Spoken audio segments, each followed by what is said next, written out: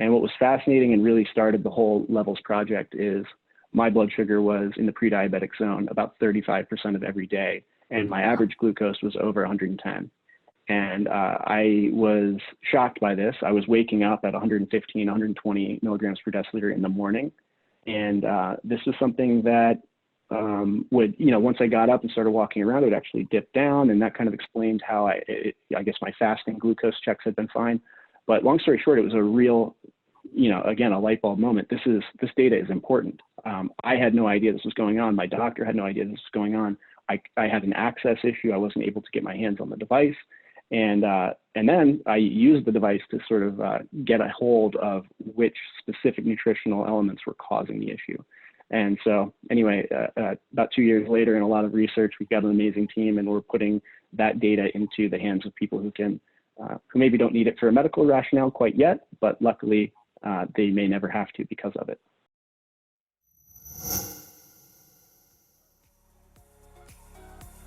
On the Healthy Human Revolution podcast, Dr. Lori Marbas interviews nutrition and lifestyle medicine experts and extraordinary guests whose informative and inspiring stories will empower you with the knowledge to transform your life and health. All right, welcome to the podcast. I'm Dr. Lori Marbas, and today I'm super excited to welcome back an old friend, Dr. Casey Means, and also we have Josh Clemente from Levels, and this is a really kind of a cool tool, and we're going to learn all about it and how it may help you discover, the best dietary pattern for you, and what, if you are eating healthy, if maybe some foods you should avoid still. So, hi, Casey and Josh, how are you guys? Doing great, Lori. Thank you so much for having me back on and for having us here today to talk a little bit about Levels. And yeah, echo that. Thank you, Josh. And Josh, this was kind of your concept and your baby, as all entrepreneurs, and has a thought and a desire. Can you tell us a little bit about your story and what this is exactly? Absolutely. Yeah. So my background is not in nutrition or the medical world. I'm actually an aerospace engineer, mechanical in nature. So I initially worked at SpaceX for about 6 years on life support systems.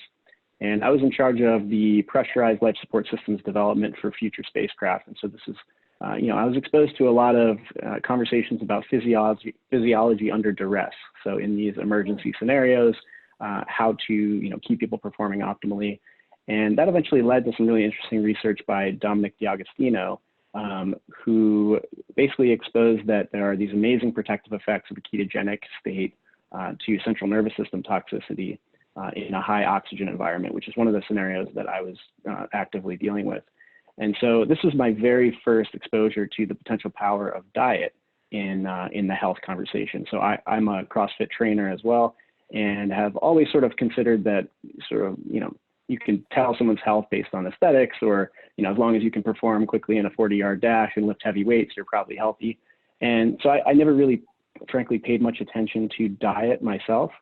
And coming across this research was a real kind of a tire screeching moment, because it seemed like a superpower that this diet was, endowing on these people, and certainly in the test subjects. And so that's where it all started for me. It got the wheels turning, and I started thinking, this is fascinating. I have actually no data that's driving my own decisions each day. And so I live in a world of data. I work in a world of data, finance and, retirement projections and all this stuff that we have data on. But I have no rationale that's driving my daily decisions when I sit down for lunch or sit down for dinner. Why am I eating what I'm eating? I mean, frankly, I had no rationale. It was really frustrating for me.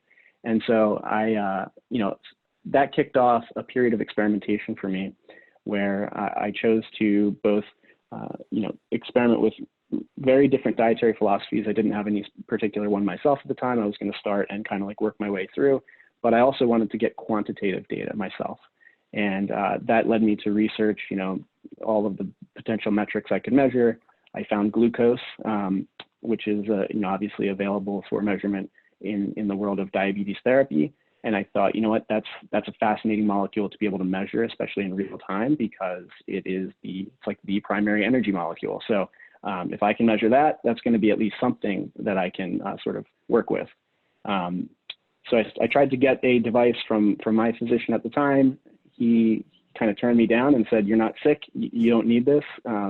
you should calm down. This isn't something that you need to worry about because I have your HbA1c here and you're fine. And, I was like, well, in systems engineering, you don't take a single point measurement and extrapolate that to the whole mechanism, right? You kind of like have to get as much data in as high resolution in real time as possible. So that I didn't take that for an answer. I kept trying to fight and find a CGM. Eventually I got one.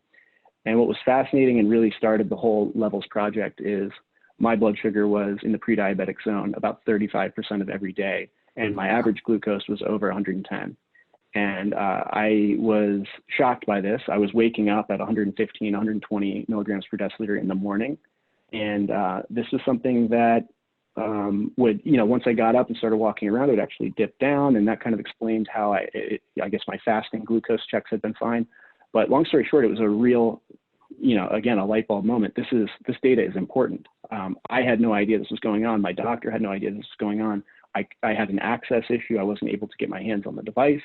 And then I used the device to sort of get a hold of which specific nutritional elements were causing the issue. And so anyway, about 2 years later, in a lot of research, we've got an amazing team, and we're putting that data into the hands of people who maybe don't need it for a medical rationale quite yet, but luckily they may never have to because of it. Oh, that is fascinating. So do you mind if I ask how old you were when you made this revelation and started using it? I was 28.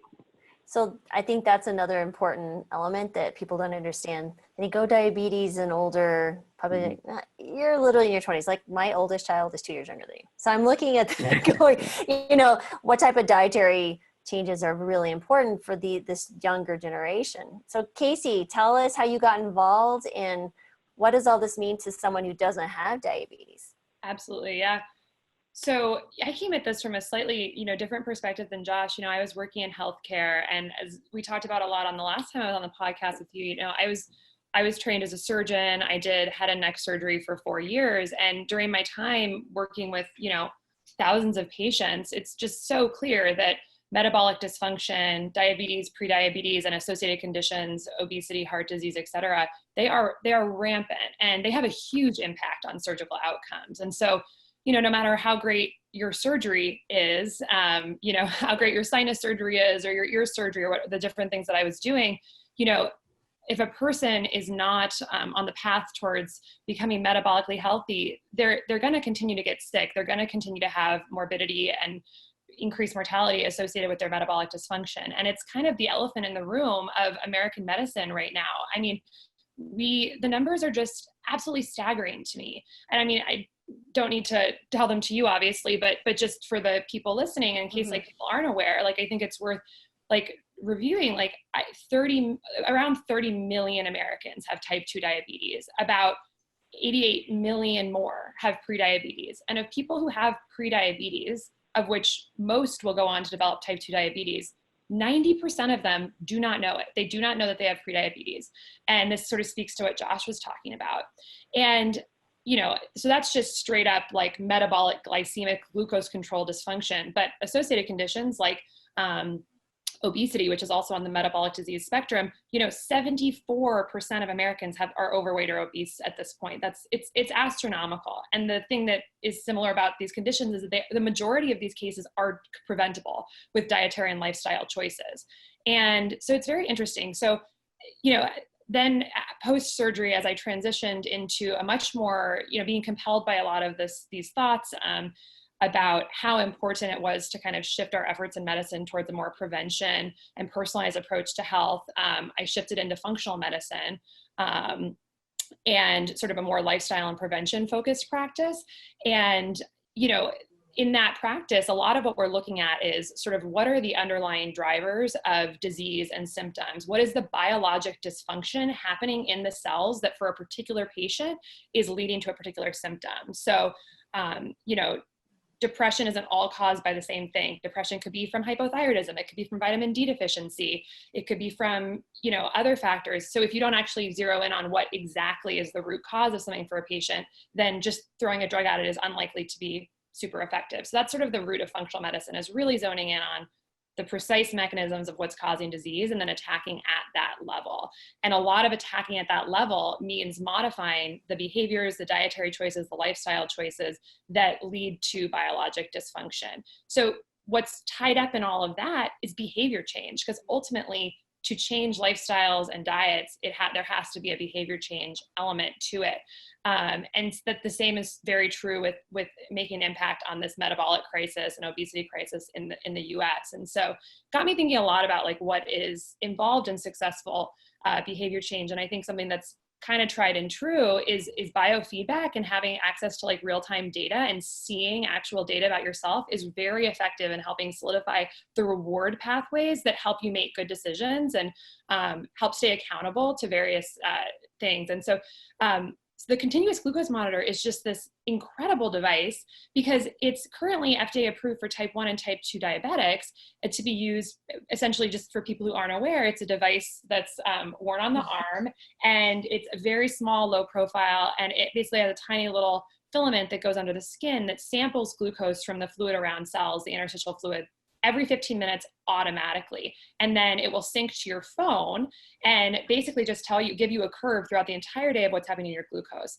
And so when you eat something, it might go up a certain amount, and you can see and get that biofeedback of how particular foods, particular lifestyle habits are impacting your glucose. And so it's really a cool tool for diabetics, type 1 and type 2, because it gives them a lot more insight. They don't have to prick their fingers as often, which is painful. This is completely painless. It's much more data, helps build intuition about what to eat and how to live, and also helps them manage their medications. But then the question is, these are preventable diseases, and these things don't happen as an on-off switch. They happen as a spectrum over years, from normalcy to full-blown metabolic dysfunction.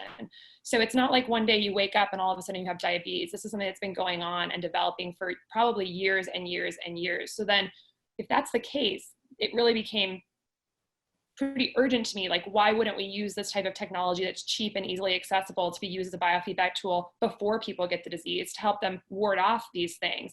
It kind of seemed like a no-brainer to me.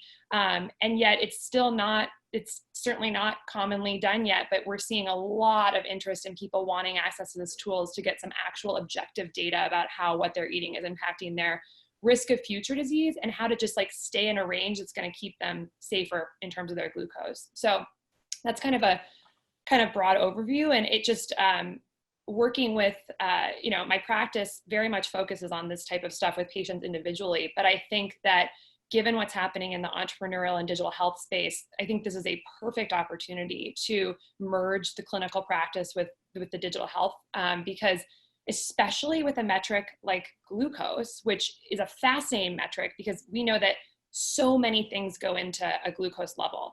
How much you sleep, how well you sleep, your stress level, what you eat, when you eat, and your exercise, all those things to feed into what your glucose level is going to be. So it's a multivariate input with a single readout, and all those inputs are the lifestyle and dietary things that we're always working with patients on. So it really lends well to a digital health type of thing, because it's difficult to parse out the data from all those inputs, but machine learning and algorithms can really help kind of parse out the drivers of glycemic dysfunction in a way that honestly it's challenging to do in a 30-minute visit with a patient. So I can't be with a patient in their kitchen every day, be on their shoulder saying, do this, do that.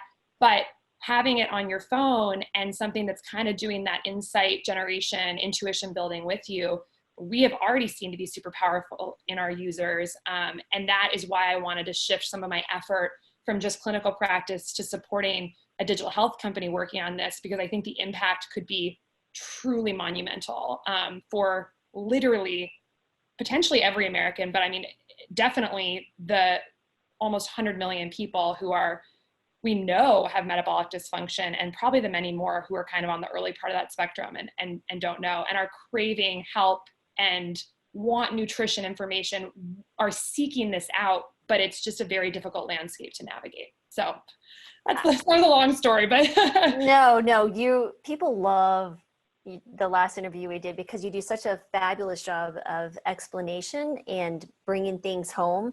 So I think there's a couple of things there that I really like. I like that you're talking about the habit change and behavior modification. So literally what you're doing is mindfulness, right? So you're just bringing awareness of what's actually going on inside to the forefront.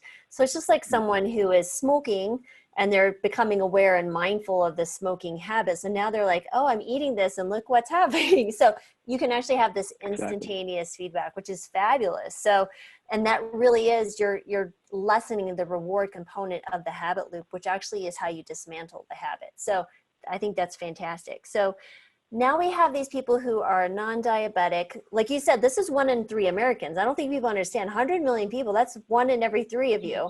Yeah. Look around. Are pre-diabetic or diabetic, and that's just one element. So can we talk a little bit about what your experience is with people who are non-diabetic, what they're saying, what they're doing, people who use this, who are just wanting the information, like what is the revelation, what's the behavior change, like what is the results that you're getting by someone who actually participates in your program? Yeah, so I love the word you just used, awareness. We actually have two sort of, they're not slogans, but they're terms that people can understand. The first one is metabolic awareness. So this is the process of closing the loop between an action you take and your body's reaction. And a closed loop is where you actually have feedback, right? And what we're operating on in society is an open loop. That's the worst type of system, is you don't get any feedback to educate you or to make informed decisions going forward. And so once you close that loop, that's awareness. Now, it's not optimization. You're no better than you were a minute ago, but you at least know. And so now you can make better choices. The next stage is where we want to point people, and that's what we call metabolic fitness. And so the reason we choose that terminology is because oftentimes we get questions from our users and even people who are interested in what we're doing, and they say, well, you know, how quickly will you be able to tell if I'm healthy? Or I don't think I'm healthy, my parents weren't healthy. It's sort of like the conversation is as though it's a characteristic that is frozen in time. You know, I'm either metabolically healthy or I'm not. I'm either going to get diabetes or I won't. And so what we want to really drive home is that this is metabolic fitness. It's through focus, repetition, and effort over time, you can improve, just like you can improve in physical fitness by going to the gym, just like you can improve your mental fitness, well-being with meditation. And so we use those terms very deliberately, and that's how we're getting a lot of positive feedback around that from our users, and in terms of what insights people are gathering, the first thing is just an immediate sense of being a cyborg. You have this data readout now, and it's instantly fascinating, even if you have no idea what it means. So that's where the Levels app comes in. We take that data stream, it's really fascinating. People love to scan, they love to check it out, but it's well, what does this mean? What's a milligram per deciliter? A lot of people don't even know there's sugar in their blood. You tell them that, and they are not going to be clear on what you're trying to express.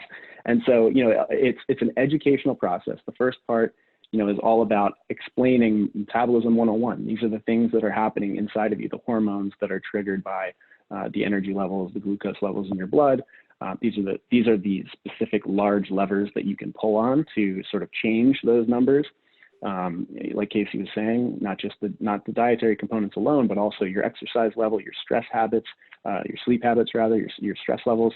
So people are very quickly having these light bulb moments where it's oh man, I had this pre-workout and my glucose went over 200, and I felt this crazy sick feeling. And I called my mom and I told her I was feeling horrible. And she said, don't you have that thing on? You should check, and so that's a real situation where people have these sensations, and they only ever had sensations before. And now all of a sudden, you have a data source and it's telling you, hey, this thing is not good, or it's telling you that thing is good, and you have to be able to have the data in order to understand that.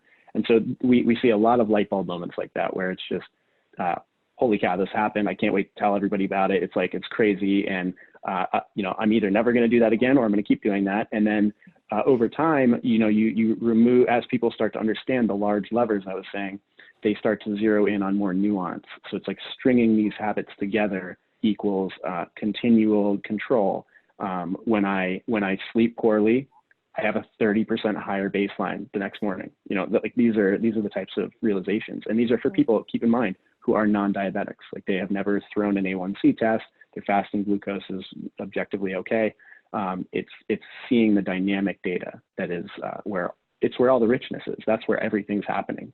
And so, yeah, that's just a small example set of some of the insights. Already we have had people who have found legitimate metabolic dysfunction who had no idea, and not just myself. And so we are still in the beta phase. We are in development. We don't have that many customers who have gone through this program.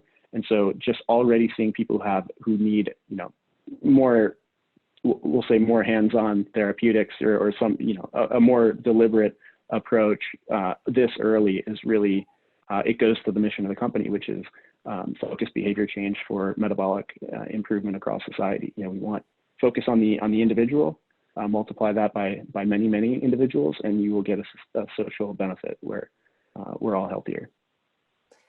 So this brings me back to a question with Casey. So Casey, you and I both understand as lifestyle medicine physician, functional medicine physician, that not all providers or medical professionals are going to understand how to deal with this data, because we're having physicians make diabetics worse by telling them to eat different things or not to eat. So what can an individual do who goes ahead and sees all this aggregate data and they're like, oh, I have some issues?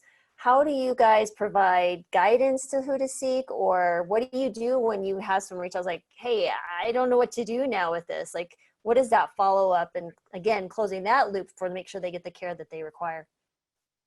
Yeah, absolutely. So I would say for the vast majority of people, the feedback loop is pretty closed within the use of the product and the app, just from personal intuition that they're building by seeing this data, every single day, and the insights that we can just generate, highlighting like this particular meal combination took you out of range.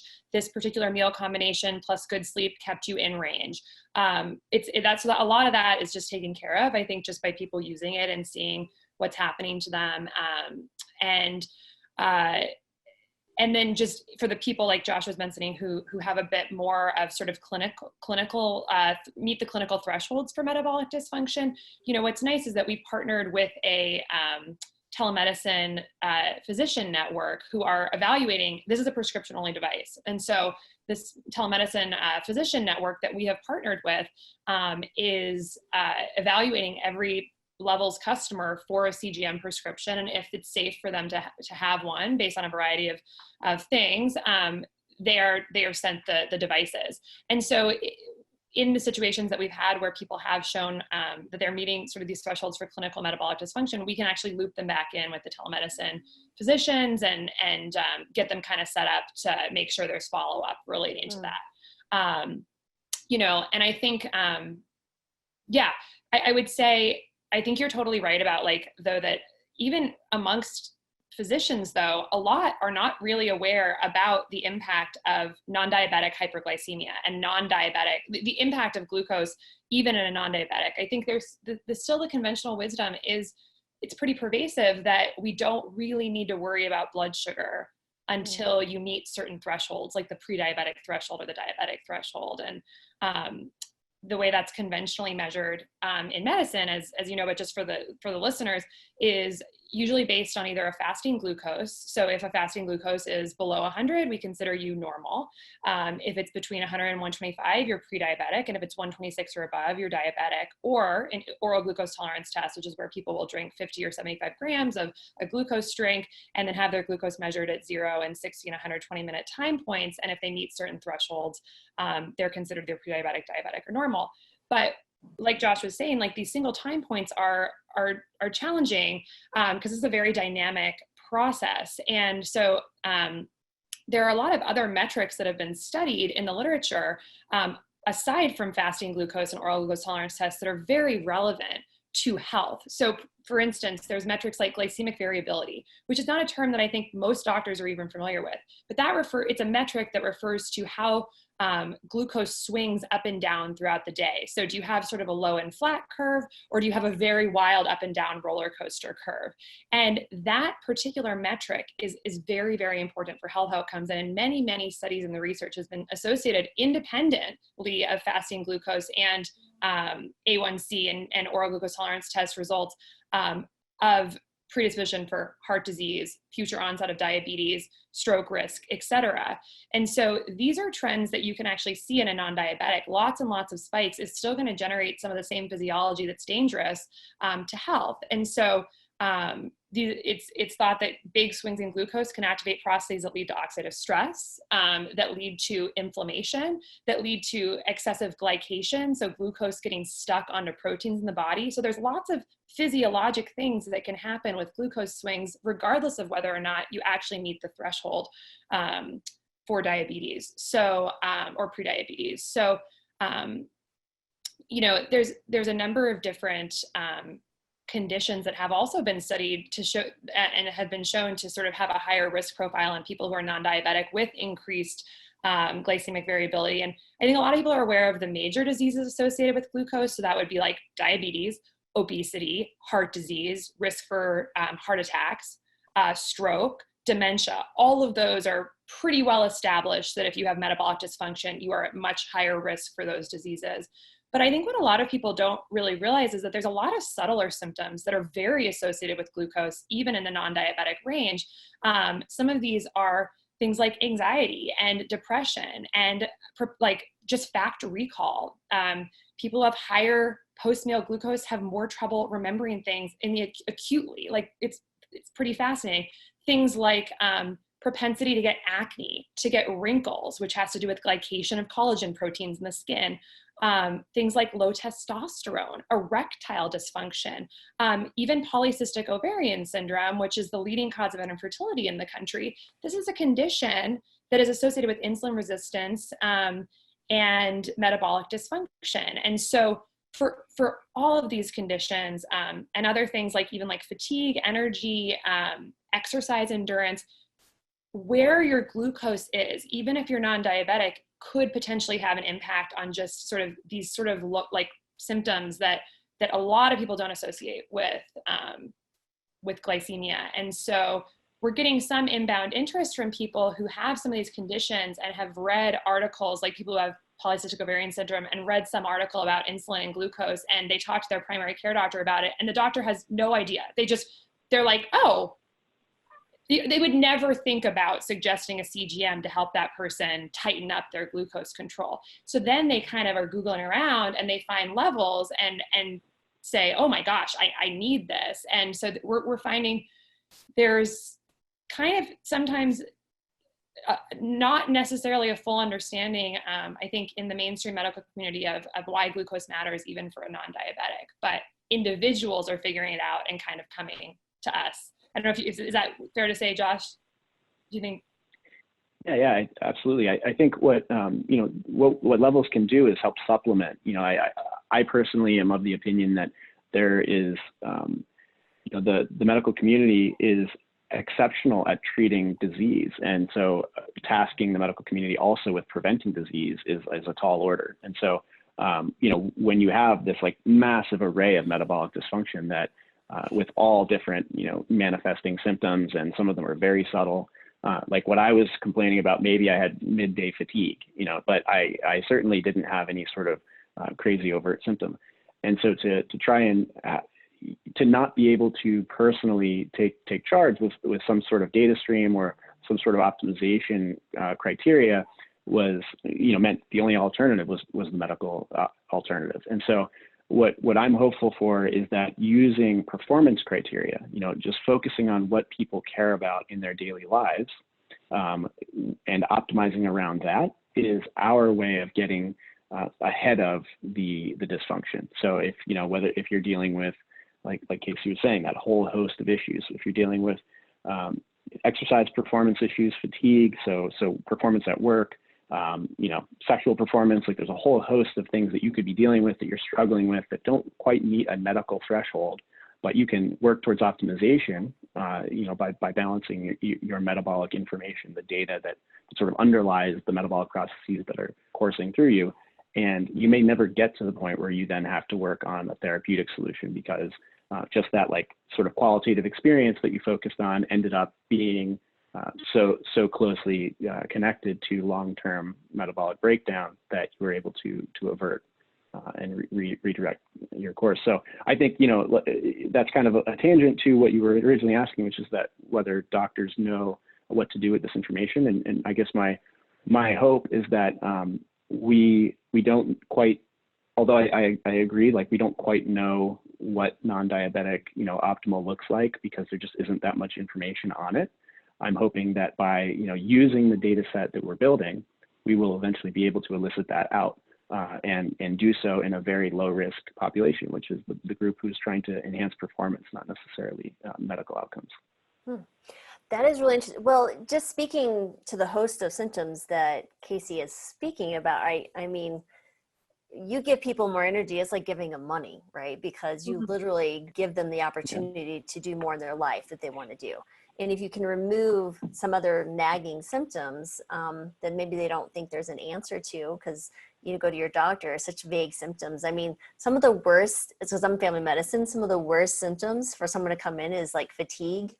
And you're just like, that just a host of can of worms. So I have a few questions. So do you elicit like a medical symptom questionnaire before and after the 28-day cycle, or like, these are my symptoms? Because I know whenever I've done interventions with patients, and we did a study in our small rural hospital I used to work, that was a lot of really interesting information, because people were like, they were noting fatigue 5 times a week. They were noting bloating and headaches, mild headaches, and nothing like severe migraines that would go send someone to a doctor to take them, but maybe they're taking aspirin or ibuprofen. And then at the end of it, I mean, this huge dramatic decrease when we were working on the nutritional component of that. Anything like that you guys are working on? So as part of the consultation process Casey was describing, since these are prescription devices, we do have a fairly comprehensive medical form, so a consultation form. And we are, although again, we're a general wellness organization and we're focused again on performance and sort of the general health and wellness as opposed to the medical side, we do ask people those qualitative questions. And we're still building our data set. We're very early and we want to get to statistical relevance in terms of how many samples we have. But certainly people are describing large scale improvements. We have had examples of significant weight loss just by tracking glucose levels, just by cutting off the peaks and dips from the massive spikes and insulin crashes.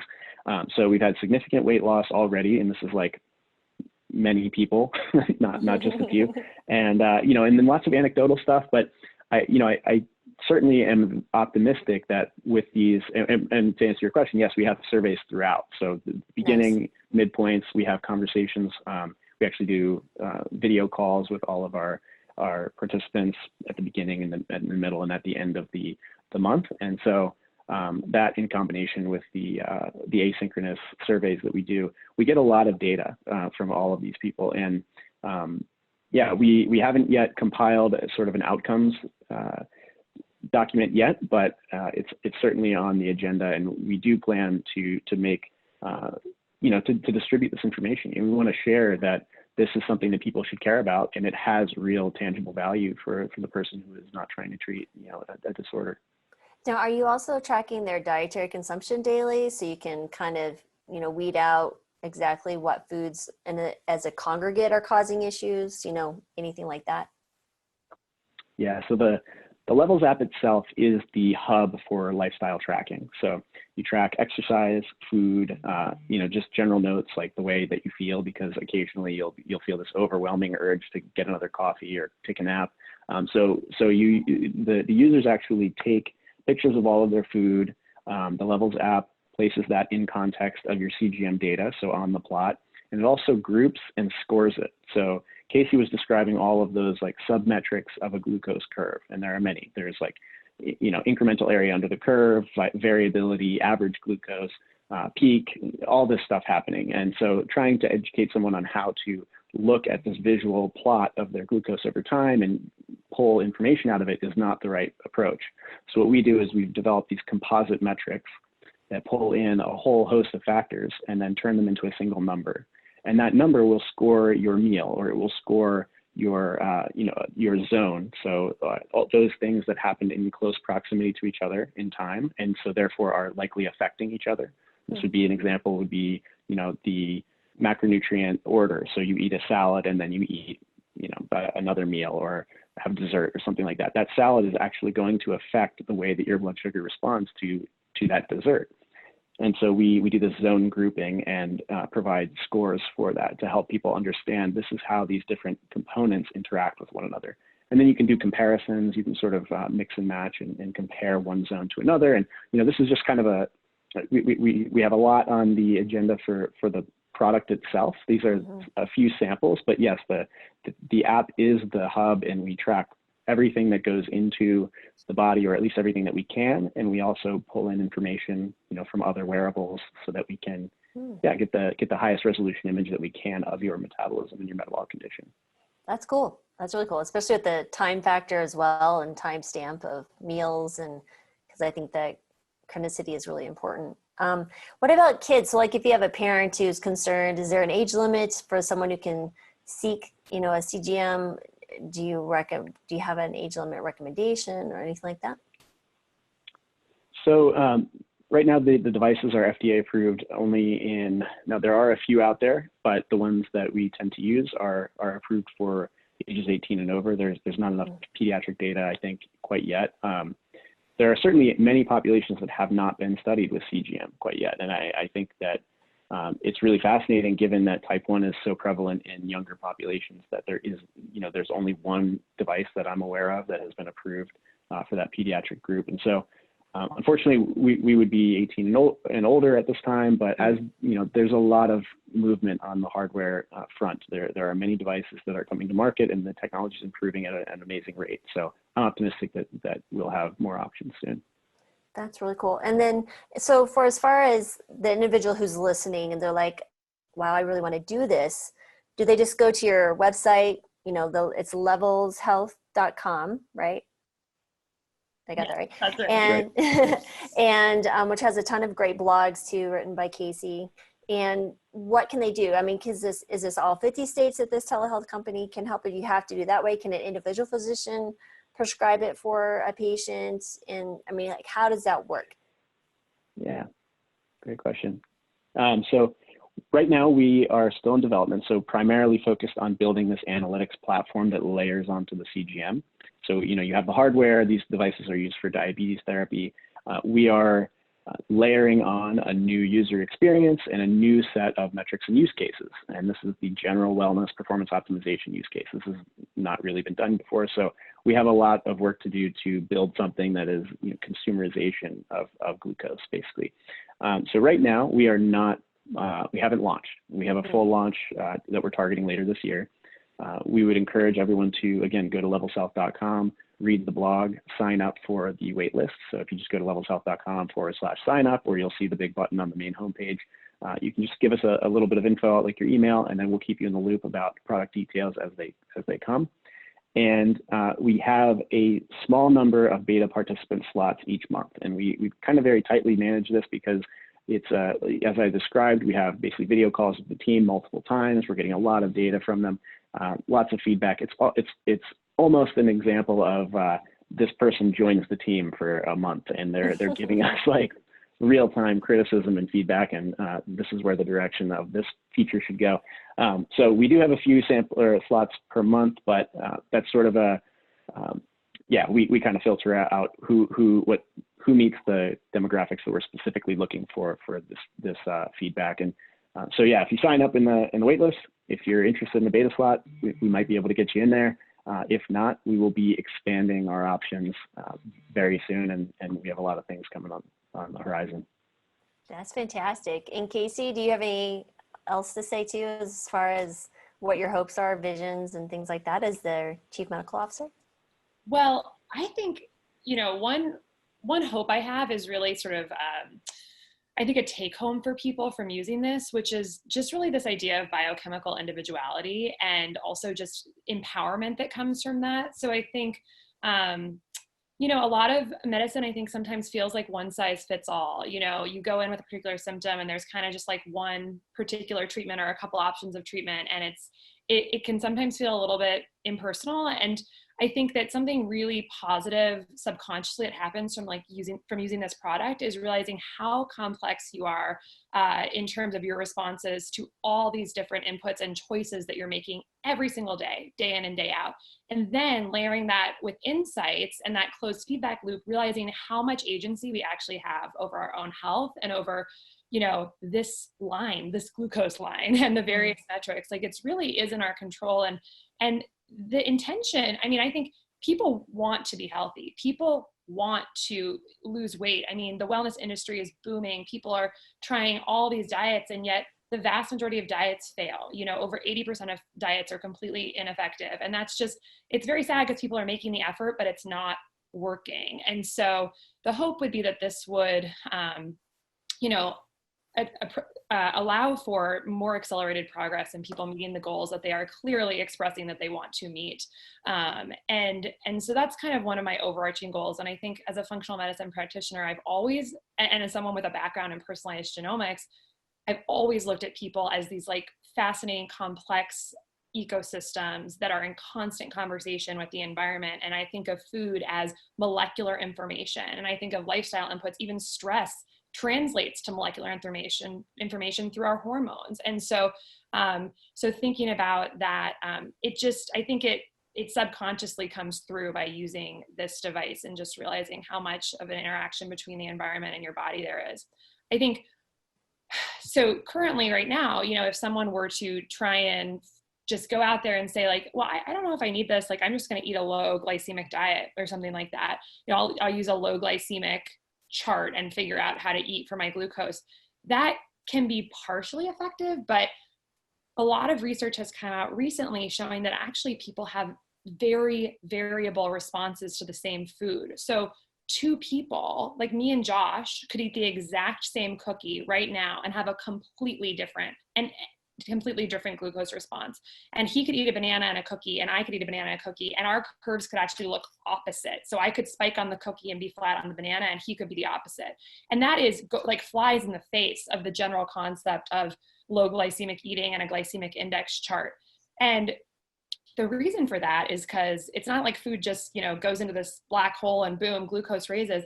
It's being processed by the microbiome. It is interacting with your colon cells. It is being absorbed into your bloodstream. There is a certain level of inflammation in your body at certain times. You have certain genetics. There's all this stuff. It's just so complex. And so it's a very complex interaction between food and the body to yield that glucose response. Even how fast you digest food, how fast your GI motility is, all of these things have an impact. And so, so being able to provide some more refinement and granularity into what it means to actually, sort of have low glycemic living is something I'm really, really excited about. Basically modernizing paradigms that we're still using and recommending, like the glycemic index chart, and modernizing them to actually incorporate the most recent research that shows that everyone reacts differently. So I just think that that whole concept of biochemical individuality is exciting to me. And we now have tools to really show that to people. And I think a result of that can be empowerment and a real renewed sense of personal agency and progress. So that's fabulous. A couple of things there, because I know Dr. David Jenkins, who actually invented the glycemic index, and it's really interesting. I'd love for you guys to meet him, and maybe that might be somebody to just get a little interest feedback. So anyway, but also you're taking out the willpower, right? Because all these diets fail because people are constantly using willpower. You're going to run out of it after half an hour, and then all these things. But what you're doing is you're just giving this it's objective data. You're not going to, it's not like you're standing on a scale once a week and going, oh, I failed again, because that's emotional and all this stuff. I think this is really good because you're just they've taken the emotion out of it. You're getting real-time feedback and giving people that, like you said, empowering them to make better decisions. So I think that's fabulous. So thank you. Yeah. What else, Josh, do you have to say? I love this. Well, I kind of gave a little backstory on me. And again, I was not a big diet person. I never needed a diet for weight loss. I know I'm lucky in that sense, but so I didn't really pay attention to it. And, recently, you had Judd Brewer on, and I was listening to that episode, and he said addiction is continuing to do something despite adverse consequences. And that really stuck with me because I had a candy addiction, but I did not have the adverse consequence of gaining weight, nor was I diabetic at the time. And so the adverse consequences were unclear to me. There was a filter between me and the adverse consequence, which is my blood sugar was probably through the roof, and I just had no idea. And this is what led over time to the degradation of my glycemic control. Without the feedback loop, I didn't know that. So I didn't meet his criteria for addiction, unfortunately. I think I did in some sense, because I was truly addicted to the taste. But, once I got a CGM on, my family will tell, I have sugar is out of my life. It just ended. It wasn't a big fanfare. It was just, I didn't need it anymore because I had better information. And so I wasn't willing to be the addict who is making that choice, despite now my awareness of the adverse consequences. We've seen this with multiple people. It's not just me. People have taken something that has been a staple in their diet. They have tried the program, seen what the glucose response is, tested multiple times in different environments. And if they continue to see this large glycemic spike or this sustained elevation, they just cut it out. And that's something that you just don't see typically with other dietary approaches, which are sort of advice-based or sort of average-based. This is a specific individual data point about you. And I think that's what's really cutting through for people. That's fascinating. And I would just add one thing to that is that, it doesn't necessarily also mean that people have to cut something out. I would say for sugar and for candy, I fully promote cutting that out. No one needs a single gram of refined sugar ever for life. But a lot of what I think our algorithms and our app is trying to show is that it's just because you have a big glucose spike with one particular individual input, because it is a multivariate complex system of what leads to a glucose spike, you actually may be able to modify the way that you're doing that in order to have a better outcome. So for instance, it's well established in the literature that eating earlier in the day, one food is going to cause a lower glycemic response in general than eating that late at night.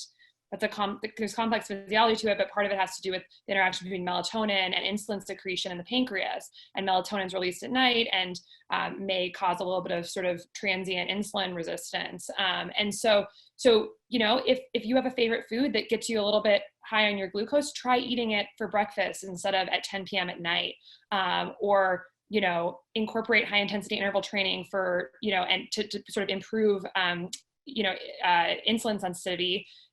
If you're going to keep eating certain foods in your diet. So there's ways to mix and match things to kind of just help get you under better control. I think food combinations is also one that is fascinating. I mean, this would be really impossible to figure out without data, which is that adding certain macronutrients to others can really blunt a glucose response. And so, I think I talked about this a lot on the last time I was on your podcast, but I'm a bean fanatic. I'm a fiber fanatic. I talk about fiber all day. I want all my patients to get 50 grams of fiber a day or more. And, but some of these foods are higher carb. And if I eat beans completely alone, I don't have a huge glucose response because they have tons of fiber, but it definitely is a little bump. But when I pair that with tahini and nuts or a nut butter, or cook it with something like that in sort of more of a dish with a lot of extra vegetables, low glycemic greens, things like that, I have a totally different glucose response to it. It's blunted. And so there's all this research that has shown this in isolation. If you add fat or protein to a carbohydrate, you're going to have less of a glycemic spike. If you eat earlier in the day, if you do intermittent fasting, if you exercise, all these things can affect that response. And so really about learning how to pair those things together in an intuitive way, to keep that glucose curve lower and flatter and ultimately, improve your health and wellness now and hopefully, prevent stuff down the road. So, so that intuition building and mixing and matching lifestyle stuff is I think really fun and exciting. And it's enjoyable for people to experiment with their body that way. I'm sorry. No, go ahead, please. No, it's a major direction for the product. Right now there's quite a bit of sort of experimentation that's part of our program, but there are all of these themes, like what Casey's touching on with the macronutrient mixing or the meal timing. These are themes that are very robust and they've been studied. We've already seen them in our data set. And so incorporating that into actionable insights that our software can deliver is going to be that's the big focus of what we're doing here. You know, it's not just about passively logging.